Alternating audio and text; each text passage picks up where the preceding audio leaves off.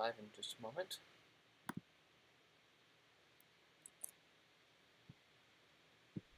All right, we should be live. So, welcome to dentReviews, everybody. Tonight I'm going to be doing just a really casual live stream with Mark from over at Super Review again. I sent him some earphones to test, and we're going to have a little discussion about those and whatever else comes along. So, I'm pulling up the stream here just to make sure that it's actually working, and also to have my chat available, unlike last time. So, let's see if I can do that. If you want to pull up the chat as well, Mark, assuming... I've got chat. Okay. I just linked to us from the Discord, so. Cool. If we're lucky, we'll get 2 people. Alright, I got the chat open. Let me do a quick audio test on the chat, make sure we can hear everybody. Or I should say they can hear us. Yes, we're good. Alright. So, Mark, let's jump right in. I sent you a few earphones. I sent you the, correct me if I'm wrong, the LG HBS 200? 800. Yeah, that one. The Phonak Audio PFE 112, the new Etymotic ERX, and the... Was there one other one? I think it was just those 3. If there's another one, I threw it away. Cool. All right, so first one I'm intrigued to hear your thoughts on is the PFE 112. Shoot. Right, well, yeah, I'll pull it up on camera so people can witness. That's not the PFE, but that's okay. So we're going to go with the LG. Oh. All right. You said some collection of letters and numbers. I was like, it must be this one. Yes. So that is basically, for anyone that's not familiar with that, this is actually an older model of LG. It's a Bluetooth headset. It kind of, you wear it around your neck. It's got the controls on the neck unit, and it just kind of hangs over your ears, and you wear the earbuds. It's an interesting earphone because I initially got it because I used to follow a site called goldenears.net. And Golden Ears was a site that I found I preferred, very similar response to their target response and frequency response. And this one matched their frequency response like incredibly well. Now obviously, it's most likely, almost guaranteed to be using digital signal processing because it's very unlikely that those small cheap drivers are getting that frequency response by default. But without cutting them open and rewiring them, who knows? So they have 3 EQ settings. They have a neutral, a bass boost, and a treble and bass boost, so like a V-shaped setting. I honestly don't know off the top of my head what version of Bluetooth those are, but I'm going to guess from the time I bought them, they're not the newest Bluetooth standard. And anyhow, so I like them for the frequency response, but there are some other issues that I have with them that kind of really detract from their potential. But I want to hear Mark's impressions, so if you want to give a talk about them and let me know what you think, I'm curious. Yeah. I mean, so first of all, you sent it to me, I think you determined it was in the bass boost mode. Correct. So that's how I spent my initial time listening to it, and I did measure the frequency response, but I only did it with the bass boost mode. Interestingly, if you turn ANC off, you actually get even more bass boost. I don't know if you experience that. You know, I've rarely listened to it in any mode other than a neutral. I always found the bass was just too much bass for me. I do think the ANC affected the response, but I never really tested it enough to know how, because I usually used it with it off to save battery. Fair enough. So you've mostly heard it when you had it in bass mode. You had it in maximum bass. Correct. So yeah, I mean, I'll say like my first impressions of it was like it was definitely a good frequency response that you don't expect. Well, no, it's interesting. Like it feels like, having been in this hobby for the past 5 years or so, it almost feels like there's been kind of a progression. Like you could write out a narrative of audio started here, and like been figuring out tuning as we go along the way, and like we're at a point now where like you can get really cheap stuff that actually has really good tuning, and that's new. That's a narrative you can draw. But then you have something like this that I'm gonna guess is at least 5 years old. Um, just because this style of headphone they don't really do I think and for that's a even. long I'm time. pretty sure that's older than that. It might even I be. think it's Yeah, yeah, closer to exactly. 7 years old for me. If I'm if, Right. based on my living house, I'm thinking of where I So you have have it. something that's, let's say, at least 5 years old, maybe Yep. older. And the frequency response definitely illustrates that they knew what they were doing. Yeah, I've Right? always been a fan of It JBL. ABL. Oh, I thought it was LG. Well, it's a JBL tuning. So it doesn't say it on the unit itself, Oh, but when I purchased that, it's actually for anyone that's not familiar with JBL. JBL is actually a company that has a bunch of related companies. I don't know if you want sister companies, parent company, whatever. So it's JBL, AKG, Harman, and Infinity. Those are all under the same umbrella of companies. They're not all perfect, but generally speaking, I've found that JBL, AKG, Infinity, Harman Kardon, they all have a very good idea of what good sound is. They might have different reasons for tuning things a certain way for mass production or whatever. But like the AKGs that come with the Samsung phones, they're pretty decent for a free earphone that you get with a phone, and mhm. those are a JBL tuning, which Oh, is okay. I sort didn't of realize that. yeah, it's sort of JBL is basically Harman because it's Harman Kardon, so that's a Harman tuning. I didn't mean to interrupt though. So Go. JBL also falls under the Harman because I know Yes. AKG is Harman owned. Interesting. I didn't realize Yep. that. And so JBL, most JBL things that you'll find are pretty strongly adherent to the Harman target. Like the JBL buds, a lot of those they kind of go towards some sort of a strong Harman tuning. What I like Mm. about that particular set in the neutral mode is it goes by what I believe was the 2014 or 2016 Harman tuning. The only difference is as the years progressed, they kind of boosted the bass and treble to make it even more of a V-shaped, and I don't personally like that. I think they take it too far now. I think Mm. that was when it was at its peak of like accuracy. That's closer to something similar to like a Moondrop. Even honestly, it's closer to an etymotic treble curve, not bass. I mean, it's a lot bassier than an etymotic, but it's just a lot similar in its overall level to a target like that, where the new Harman is a lot more bright in that lower to upper treble region. So what else did you think? So my initial impressions was that was good tuning and it sounds low res. Yeah. By the way, if I'm looking over here, it's because my laptop is off to the side. So for now, I'm gonna try to remember to look this way. But um, so why do you think it's low res? Because I have two theories to that. I don't know. I mean, part of it, I'm actually just looking at the device right now and I see that it does actually in very faint design have a JBL logo on it. You're not gonna be able to see this because I got a ass Yeah, I can camera, see but you that. can see like Yep. there are logos on the side, Yep. and one of them is actually aptX, which is a Yes, little surprising to that is see. surprising. Yeah, I didn't know that I had that myself, and I've had those for 7 years. So, so I use these connected to my iMac, which does not support aptX, That's your or first problem. maybe it does support aptX, but I don't know if you've ever tried connecting a Mac to aptX. I have actually not. I had to like download some utility, some like official Apple developer utility or something like that and make it work. But anyway, suffice to say, I did not get aptX when I was listening on it. I mean, AAC generally I find is actually pretty good, Yeah. um, get provided I'm streaming from an Apple device. Um, but usually, if I'm on Android, I can tell a difference between AAC and the Right. other stuff.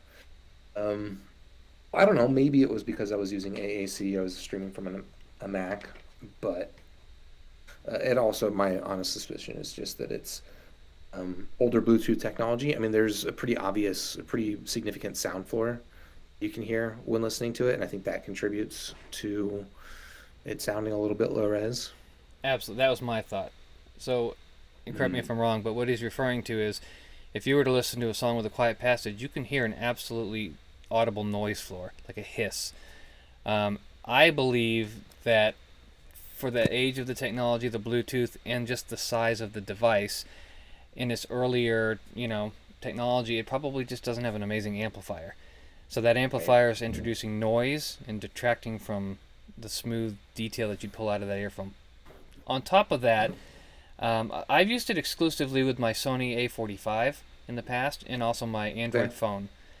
I personally feel like it sounds better on the Sony, and I don't know if there's any placebo or whatever with that, but I've always listened to it in the Sony, and it sounds really good to me. But with the added fact that you have that bass boost on there, and you're having that noise floor added in, Mm. those are definitely things I think could detract from that sense of clarity or sense of resolution. But that noise floor for me, I think we talked about this before I sent them to you, but the noise floor is just killer. I mean, it's not horrible. Like if you're listening to music, it's not like it stands out unless you have like a really quiet passage. But for me personally, it's Mm. noticeable. It's like it's Mm. audible. For me, I could probably get past the noise floor, but it is more present than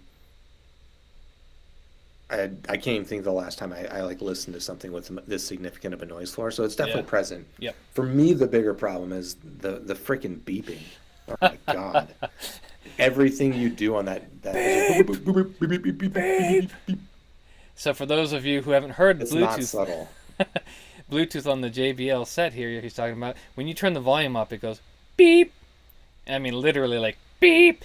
And as you turn it up, the volume of the beep gets louder. And when you hit Yeah, of max, it does course. like a triple beep, doesn't it? Like beep beep beep.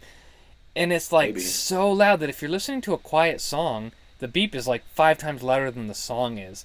So it's just a not. I mean, whoever made that design decision did not listen to them.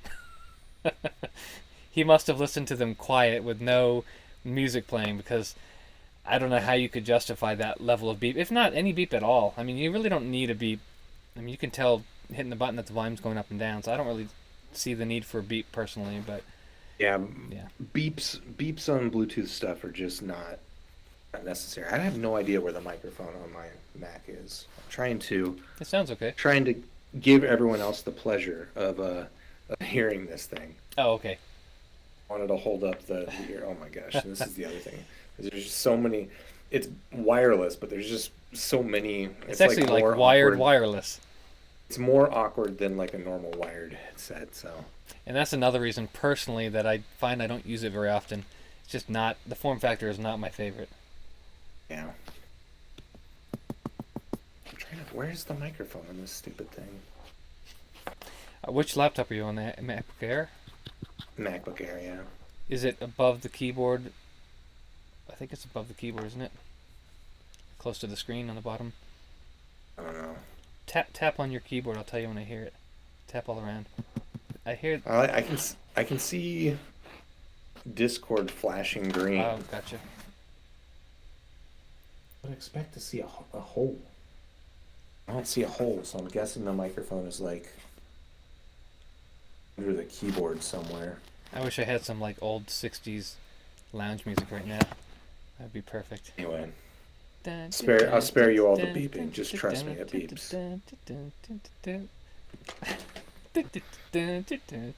That's the waiting for Mark music. Yeah, sorry. That's okay. Trust us, it's annoying as hell. Yeah. So anyhow, I still want But Mark. it is. Oh, go It ahead. was just, yeah, it's as annoying as it is still pretty surprising to see, again, that frequency response. And we do have it on squig.link or dentReviews graph, which is not on squig link, but If you look at my graph, you'll see all three modes, and if you look at the neutral mode, it actually matches my target very impeccably. But I do agree with Mark that it's not. It lacks the resolution, high res kind of quality that you'd have in like an equivalent wire, like the Moondrop Kato or the Thaudio Elixir. I'd almost argue that I like the frequency response of that LG better, but it sounds nowhere near as good as those in terms of its raw resolving power, especially with that background hiss. When you switch between them, if you go A and B one of those, it's night and day. If you're not, comparing it and you're listening to music, it may not be, like you said, you might get past it, but in a side by side, it is very obvious. I would honestly say it's like just like a ever present hiss, and it's audible. But I don't know how the battery is on those things. Honestly, I've never really used them long enough to know how long the battery lasts. But I'm gonna assume it's only a couple hours, especially if you're using the Yeah. ANC. So I don't know. I can say I have not charged it, and then every time I turn it on, it tells me that it's at medium battery. So okay. Oh yeah, it also talks to you when you turn it on. I think it tells you it turned on, and it tells you the battery level, and when you turn it off, it says goodbye or something like that. And it tells you you're looking handsome today. Yeah, yeah. And then when it talks to Mark, it says something else. But anyway, um, so that's the LG. Now, how about let's go to the PFE 112. You got that one around? All right, let's see if I can remember which one you just said in between you saying it and me pulling it out, unlike last time. Yes, I do have it around. And now I'm struggling with, I would say my biggest problem with this earphone is this cable. Yeah, that cable is very lacking. Now, I'll tell you a story afterwards. Remind me about the cable. All right. Yeah, this is I believe Phonak is like the name of Yes. the audio company. Audio is like a sub brand, is kind of how I figured it. Yeah, so Phonak is the And parent company. Audio or Audio, how do you want to say it, is their um, music branch, if you want, because Phonak is actually into hearing aids and other audio things, and Audio was their attempt at making music earphones, which is actually, I'm kind of sad because they came out with that earphone, and then they came out with the PFE 12. It's the exact same earphone, one's gray, one's black, but the only difference is they come with a different color filter installed. So if you bought the PFE 12, you could add the filters in to make it the 112. So really they had one earphone for a while that came in two flavors. Then they came out with the PFE 232, and I unfortunately don't have a graph of that because I don't have it anymore, but it was very V-shaped, like dramatically V-shaped. I was actually shocked because I expected for the price, with it being 5 times the price of this one, that it'd be superior response, but it was not. Still sounded decent, but it's just very V-shaped. And then after that, I think they just fell out of repute with, audio people, and they kind of closed shop and they don't make earphones anymore. The reason that's disappointing, though, is for me personally, those are one of the most comfortable earphones I've ever worn. they're tiny. They're tiny, they're lightweight because they're plastic, which durability has seemed to hold up over. I've had those for like probably 10 years. Those are even the same ear tips that they came with. But the cable has little ear guides. I don't know if you have those on there or if you have them in the I case. took them off, sorry. But it has two different ear guides. It has a single, like, narrow tube that's a white plastic, and then it has a larger, more thick and durable black tube, so you can kind of pick which one you want based on how firm you want it to be. And when you put those over your ear and you have those in there, for me personally, they were incredibly comfortable. The cable, though, and I'm assuming this is why you don't like it, but it's got a really springy quality to it, and I can't stand that. But the number one reason that cable is complete and utter garbage is the only earphone I've ever owned where I wore out the contacts on the 3.5 millimeter plug. So that's actually a second cable. I had to replace the cable. So I have the other cable here, and you can see that the contacts on the gold-plated contact are completely wore off to the point where it doesn't make contact on all three pins, and it just kind of drops in and out. And it got to the point where you can't even fidget to make it work anymore. And I've owned earphones. I've had my ER4S far longer than that, and it's perfectly fine with no problems. So I feel like they used a really cheap contact, like the gold plating on that. See, you can see it's worn on that one. So that's going to have a similar fate to the other one, and that's already the second cable. And I don't use them that often, so that is a garbage cable. It's pretty wild. Yeah. I didn't notice that. So that's his biggest feeling. But what do you think about the sound?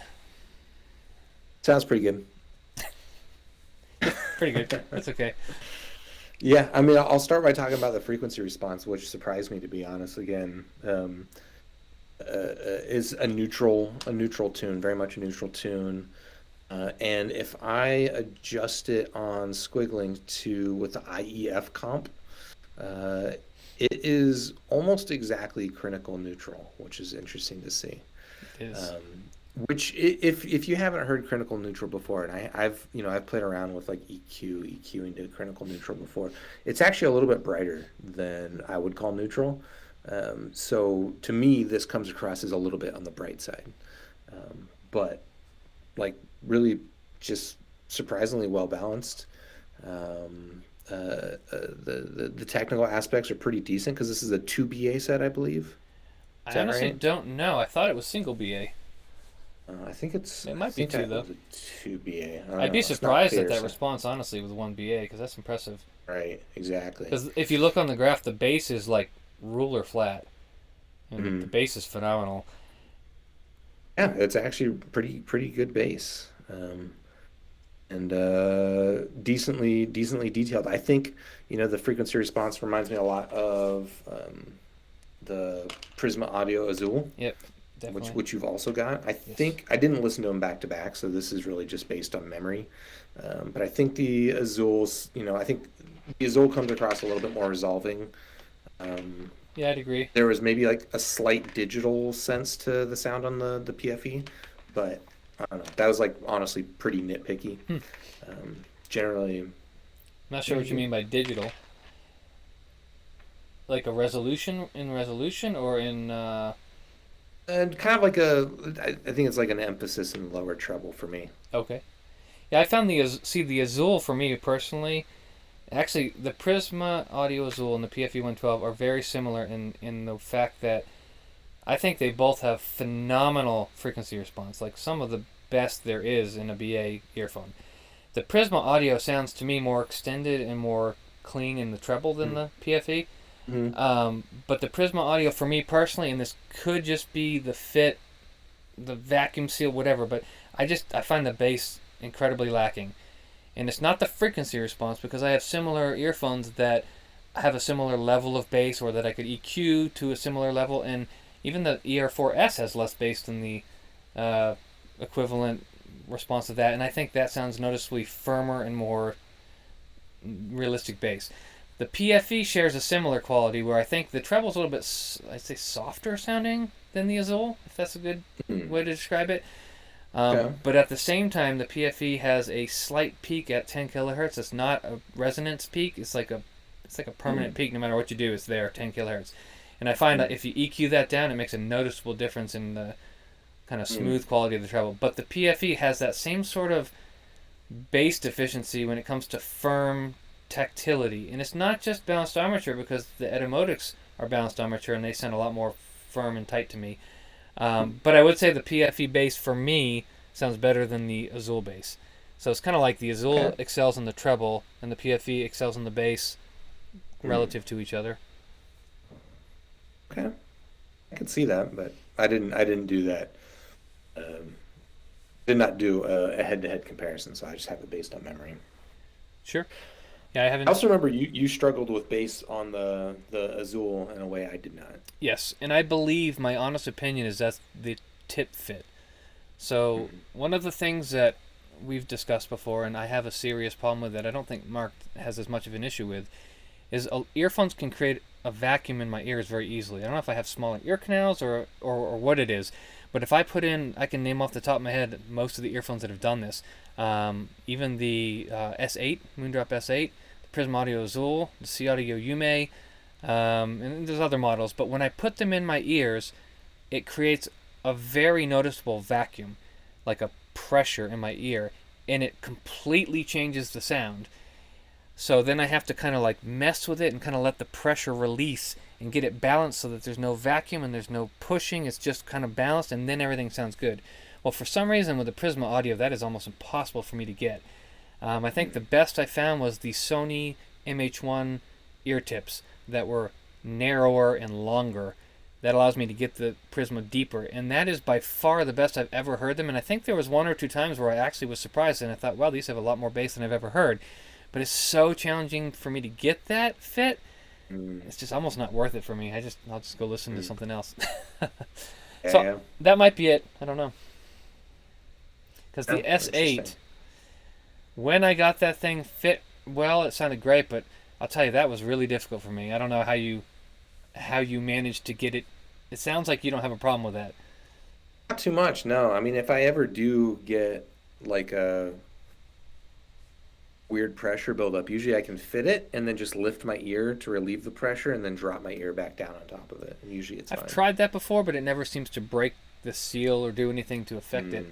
Mm. Um, and it actually used to happen with the Etymotics a lot for me, but then I found that this is going to disgust a lot of people, but I'll wet the tips a little bit and then rotate them as I insert them, and it helps them to slide in without kind of causing that vacuum as much, and they work great.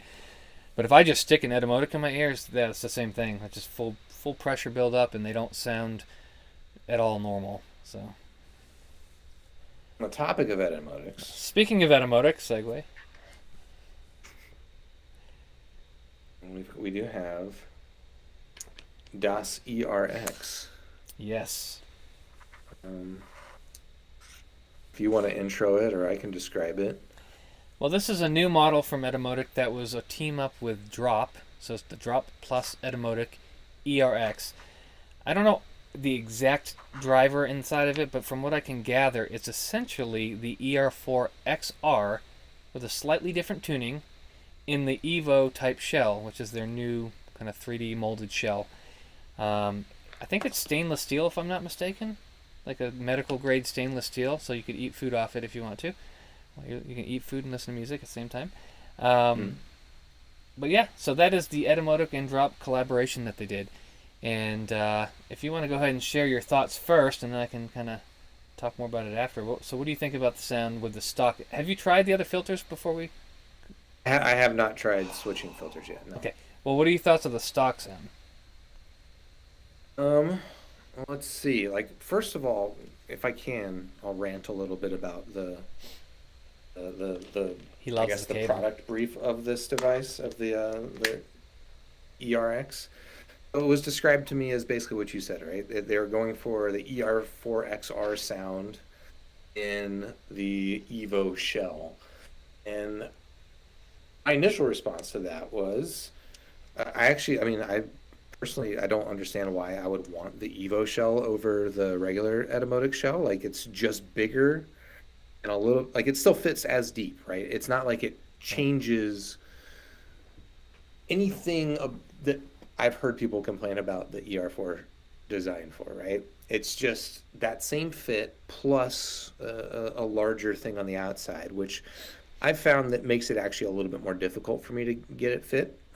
It's not like massively difficult, but it's more fiddly for me than the standard ER4 shell. So taking the ER4, putting it in a shell that I like less, and then they're charging $250 for it, so that's about what the ER4 comes for. But you can now get it like the ER4 pretty reliably under $200. So it's like I didn't really get the product brief, to be honest. So that was where I was starting from.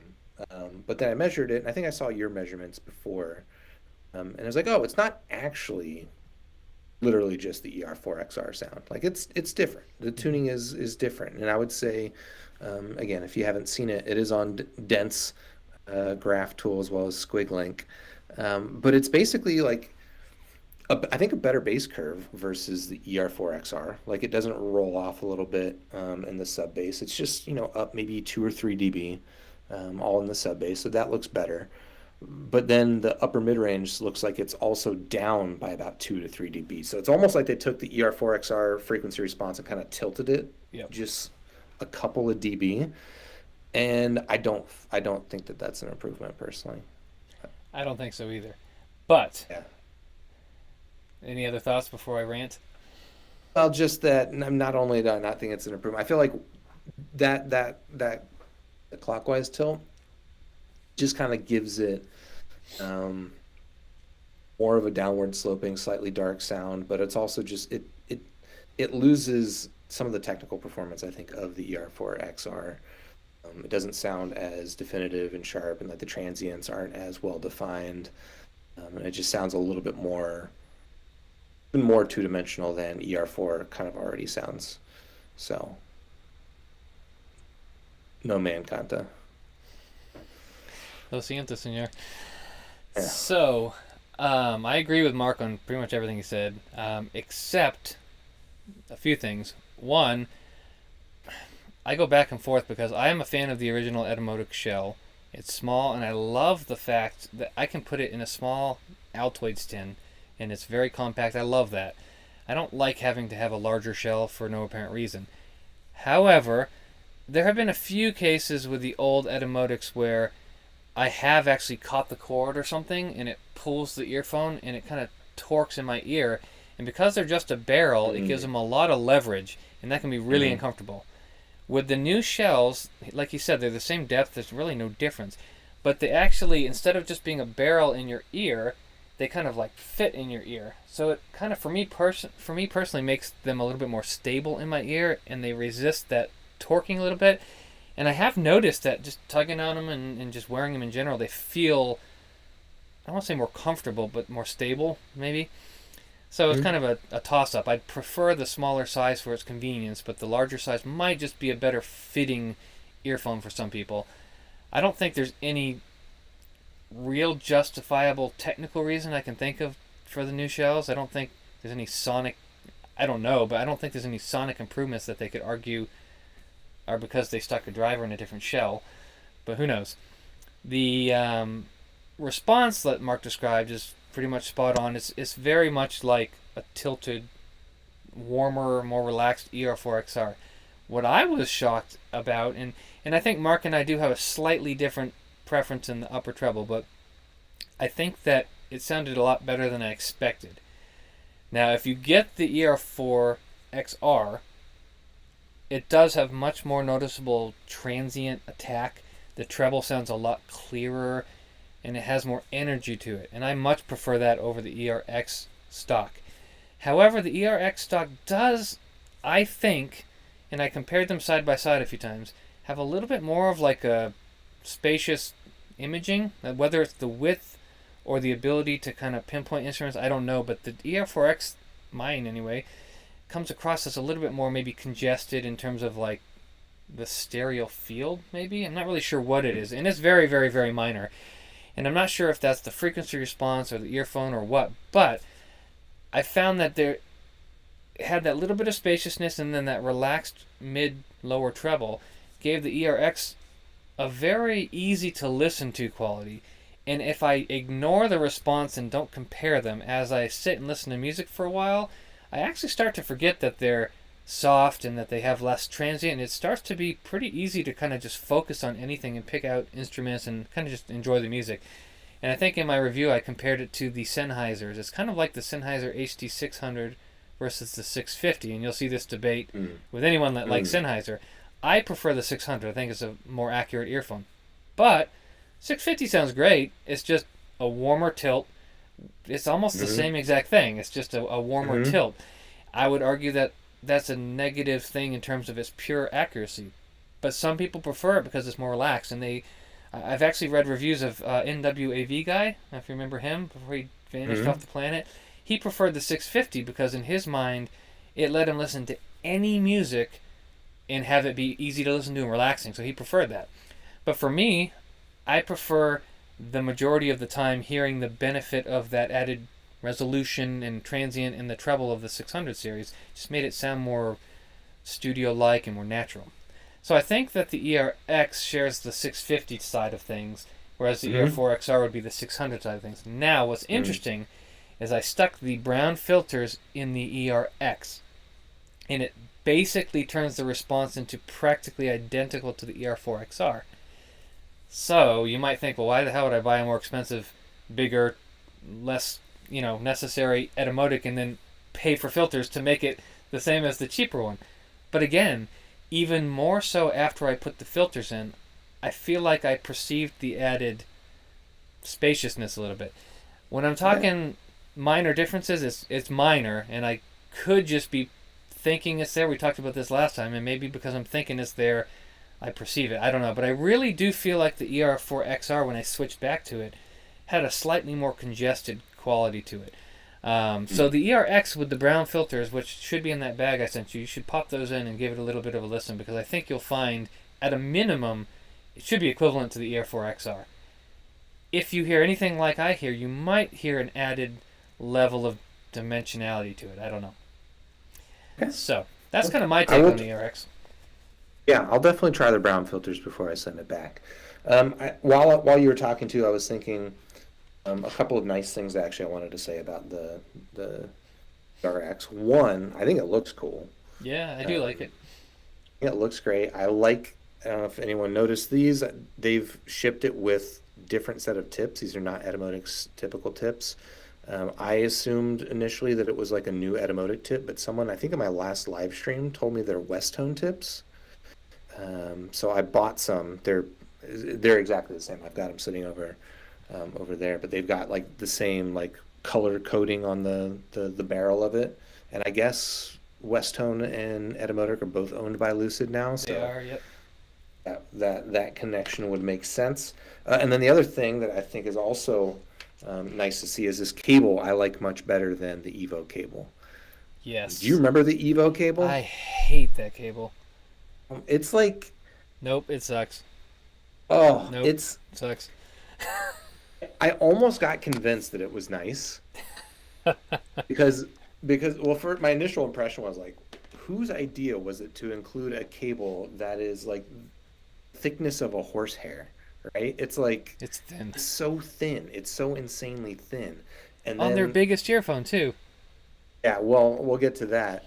Um, so there was like this really thin cable. I was like, this is just feels like no. And then I looked up, I think it was on their box, like it had the brand listed on it. I was like, wait, this is like a special cable. And Who then I made that looked it one? up and That what's was that? that wasn't an S-Tron cable, was it? Who made that one? Linum. Okay, yeah. I went to their website, was like reading about it. I'm like, they make them super thin and super fine because people like the lightweightness of it. It just kind of like Sure. disappears. And I was like, you know what? It kind of does. And maybe I do kind of, but then the biggest problem is the weight, is the size of the IEM and the weight and how imbalanced it is with that cable. So like that cable on ER4 shell might actually be awesome. I agree. I mean, yes and no, but go ahead. Right. It might be awesome. I'm Might be not saying awesome. it would be. I'm Yeah. saying it might It would be. be a better But on balance for sure. the Evo, it's just like a knot city, man. It's just like ties itself into knots. And this That was one my is issue. just this is a pretty typical silicone cable. That reminds me of the ER2 series cable. Yeah, yeah, Similar, it's probably similar. closer to the ER2 than the ER4 one. Because the ER4 has a really nice cable, I actually. do like the ER4 cable, yeah. Now the I only like the difference ER. is the top section on the ER4 was braided, right? Yes, Yes. So yes. it gave it a nice. Its size I was think nice, weight was nice, feel was I nice. think the bottom of it was even like a little bit weightier than Yep, the it ER2 was. cable. Yeah. So this is not quite that nice, but it's definitely a better cable in my opinion than or at least a better match for the shell than the Evo cable. Now, did you feel that the Appreciate that. Evo cable had any impact on the acoustic transmission of vibrations? People call it microphonics, although that's not the word, but um, I in call it microphonics. I understand it is the wrong word, but it's also the word that that's everyone what people knows. use. So So do you feel like it happy to improves use the it. microphonics? Um, it's actually kind of hard for me to tell because the etymotic cables I do find generally microphonic, but a lot of that I solve by wearing it over With the ear. ear, yeah, So even though the ER4 cable is not designed to be worn that way, you can absolutely do that, and that yeah, really cuts out a lot of the microphonic qualities. And then the Evo cable, way that the shell is designed, you can really only wear it over ear. So yeah. whether it was the thin cable solving the microphonics or the over earness, I don't know. But it wasn't microphonic, so I don't have that complaint against it. Yeah, I don't remember it sounding particularly bad. For those of you who don't know, the best way I think to wear the etymotics is to I put them in pretty deeply with the stem angling a little bit maybe down or forward, and then I pull the cable over my ear, and then I actually created my own. I create cord locks on the etymotics by taking, I don't even know, like a thick piece of paper, and I wrap it around a few times and put a piece of tape on it, and it might sound silly, but it works really well. And I cinch it up, and then I use the shirt clip. And when you do those three things, there is like zero microphonics. For me personally, I can walk around with it, and I have no issues at all. The problem I had with the Evo cable is, oh my god, that thing tangled all the time. Like I would just wrap it into a nice coil and put it in a small zippered circular case, take it Yep. out, and I'd spend a minute having to untangle it. It Yep. had sort of a springy quality to it, which I didn't like. It was so thin, even if it were durable, I just would worry that it would fail. I mean, it's the thinnest cable I think I've ever seen on an earphone. Yeah. And Oh, hands down. the the Evo shell is pretty weighty. I mean, for an etymotic anyway, so it just seems so out of place. Also, Mhm. the cable itself, is that not also a T2 connector? It is. See, I don't like that. I'm not sure if any other manufacturer uses that on a regular basis, but that seems like a very uncommon connector. It's nowhere Mhm. near as common as like the MMCX or the 2-pin connector. So that's just such Right. an odd decision. I mean, I hate to be pessimistic, but I wonder if that was a decision to try to sell cables. I mean, what purpose would there be? I don't see there being any functional benefit of that cable type, except possibly that the connectors are very small. Like on the earpiece, they're very thin Yeah, and small. they are tiny. I can hold it up here on camera so everyone can see that it almost looks like an MMCX, except that it's got like this little notch in it, But side and by it's a lot. side, it'd be smaller, Right. right? I don't have an MMCX next to me. Yeah. But if you looked at the barrel of the MMCX connector, I think what you'd notice is, this is the T2, and then the barrel of the MMCX would be a little bit wider. Right. Um, Right. Yeah. Not like significantly, but I don't know, I'm sure it's significant when you're designing these things. sure, sure. Um, yeah. I mean, I don't. But who knows? I mean, it could I be. don't. I don't usually get into the trying to sell accessories conspiracy theory stuff. I try to give companies more benefit of the doubt with that Yeah, stuff. Plus, absolutely. also like they're selling somebody else's cable, so like Yeah. I don't know. And you know what? I've followed And Etymotic it's for like. Sorry, go ahead. I was just gonna say, and it's such a bad cable, nobody wants to buy it. So they shot themselves in the foot. If they wanted to sell more cables, they can make good cables. I've followed Etymotic. I've had the ER4S for I don't even know how long, 15 years or something like that. And I've had practically every Etymotic ever made. And I honestly never got the impression that they did anything other than trying to make the best earphone they could. In fact, I'm going to throw names out there. He probably won't care. But back in the day, I'm not sure what he does now, but I used to work with, or I talked a lot to Dave Friesma. He was their chief engineer at the time. And he was really open, and we would discuss a lot of different things. And I mean, I really got the feeling that at least Dave at the time was very, he just wanted to make the best thing he could. He was very keen on sound quality and designing the engineering side of it and everything. So, like you said, I'm going to give them the benefit of the doubt because I don't feel like they had any kind of motive behind their products. They just wanted to make really good earphones. They had a great target, and they tried to, you know, honestly, if anything, you could argue that they seem to be giving people what they want because for the longest time, people thought Etymotics didn't have enough bass. And then they came out Mhm. with the XR series, which basically was exactly what people wanted, the ER4 with bass. Um, so, it's pretty cool. I was actually going to ask you, as you were talking about that, reminded myself. The ERX reminded me a little bit of, and I'm sure you've heard it, the ER4P. Yes, I used to have the P. Does that does the ERX remind you at all of that? If I'm going to be completely honest, yes and I was like, no. I no. mean, so the P had. So what I found with the P, I wish I had a graph of the P because I don't have the P anymore. I originally had the P with the adapter that turned it into the S. I still have the Right. adapter actually, but I ultimately replaced it with the S cable just so I didn't have to use the adapter, and I got rid of the P. I also have the ER4B, which I think I just sold that recently because I've never ever used it. It's way too bright. Um, Good bright, but just too bright. So I don't have any way to measure that anymore. But I feel like from memory, and it's been a while, it's been years, but I feel like from memory, I honestly think the ER4P might have sounded better. Um, it it's so similar to the S, but just with a slight overall treble reduction. I feel like Mm. with the ERX, it's not an overall treble reduction. It's like the lower mid treble scooped out a little bit. So it doesn't sound bad, but it's not technically as linear because of that. Whereas the Mm. P, I think, and this has been a long time, I could be way off, but I feel like, at least perceptually, it sounded more like the ER4S, just a little bit more laid back. Um, but the difference, too, is that the ER4XR and the ERX have that extra bass. So I might have perceived the ER4P as being superior because it had less bass, and therefore it sounded a little bit more lean and neutral. You know what I mean? Mm. But again, it's been years since I've heard that one. So comparing the change between the XR to the X and the S to the P, I'd say it's Mm. probably fairly similar in how they differ from each other. Yes, but I Mm. think the P, if I had to choose between the ERX and the ER4P, I probably would choose the P from what I remember it sounding like. Um, Okay. just like I prefer the S over the SR and the other neutral models. There's something about the S that I love, and it's not just me. I have a lot of other audiophile friends out there that kind of hear the same thing. There's some quality to the S that just sounds cleaner and better than the SR, but at the cost of being a lot harder to drive.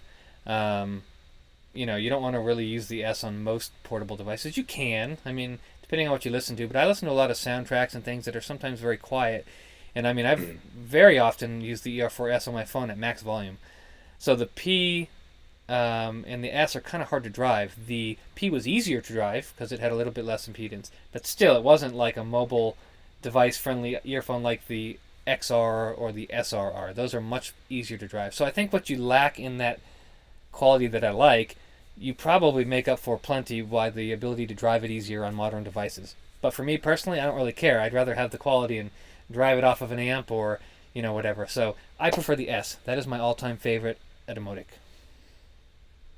So that was a rant that had nothing to do with the question, but Sean. Yes. You're approaching my bedtime as Okay. an old man. Hey, I think I'm later than you. It's almost midnight here. No, but I'm an old man. How old are you? I'm almost 40. We're both almost 40, right? Okay, that's what I thought. Yeah, we're old men. So, what's the name of that movie? Grumpy Old Men? We should change our podcast to Grumpy Old Men Audio. Mhm. So, any questions in the chat? I completely forgot about the chat. I don't even know if there's anyone watching. I'll scroll through it real quick. I noticed while you were talking about the chin cinch improving microphonics, S2 said exactly the same thing. And S2's from Discord server. Let's see. Bambusima said, honestly, the worst JBL I've tried is the JBL C100SI. Have you tried that one? I have not. I don't even know what that is. Is that a wireless set? I'm not sure, honestly. But no, I have not heard I'm not that sure. one. He said it's an IEM. Yeah, and don't misunderstand me. I'm not saying that any of those JBL companies are perfect, but as a general rule, JBL You endorsed and them Harman, all. I heard it. you know, I heard it. You endorsed them but all. they tend to go towards the Harman tuning most of the time. And then Bamboo followed up, said, it's a really terrible one. My friend told me it's good because he heard the gun sound. I tried 30-minute session and had it. Pretty sure I want to book an ear inspection lesson. Oh, he was playing CS:GO. So Oh, okay. the gun, maybe was it a bright IM? Interesting. So he perceived the gunshot better or something. Yeah. Yeah. He was also saying that you're familiar with the Sony IER Z1R? I've always wanted to hear that one. Yes. Yeah, he said the gold plating, I guess, on that connector also Okay. flakes off. At least that one has a replaceable cable. That's true because the PFE is not a replaceable cable. Not easily. You'd have to, I've done cable replacements a lot, but it's not like an easy replacement. No, not at all. And it's so small that even if you were to take it Yes. apart and can't even imagine soldering inside that thing. So I guess that's basically it. In terms of the last thing I'll say about the chin cinch is that it The serves Synginch. it serves the same basic function as wearing it over the ear. It's just another level of kind of preventing movement. So you have the fact that it moves around, which over the ear helps that a lot, and then you have the fact that the two move around, so you're closing that up, and that helps it a lot. And then you have the short clip. So with all three, you can move around, and it takes a lot less of that microphonic quality out of the cable. But so Yeah, I also find with what you were describing with the ER4, right? It's a cable that does not have ear hooks built into it. right. And so you can still wear it over your ears, but it doesn't have that tightness to it. Yeah. I find that again, a chin cinch will help Keep hold it on that your ears. up Yeah. against your chin, and it just adds a little bit of extra tension that will hold the cable in place. That's actually why PFE you mentioned, you had the ear hooks installed on it. Right. I took them off because it has a chin cinch, and I was like, these Yeah. things are They, fiddly. they can be finicky because sometimes the cable kind of slips out of them, and it's just annoying. But I'm curious if the black set of those fits on the Etymotic, the thinner Etymotic cables. Maybe. That just might be an interesting thing. But those came with the PFE, so I don't even know if you'd be able to buy those. I mean, you can buy probably ear They clips come or with whatever. other earphones. Yeah. It seems like they- almost it might even be the exact same thing that it comes on some final audio earphones that I Okay. have. So I have a number of sets of those that are stuffed away in a bag somewhere. Okay. Well, I guess that's it. That wraps up the comments. So, thank everybody for watching. We'll get Mark in bed before he turns into a pumpkin again. And if you have any questions, leave them in the video once it's on, and we'll try to answer them. But as always, thank you for watching. You guys have a great night. I'll see you later, Mark. Thanks for the visit. This is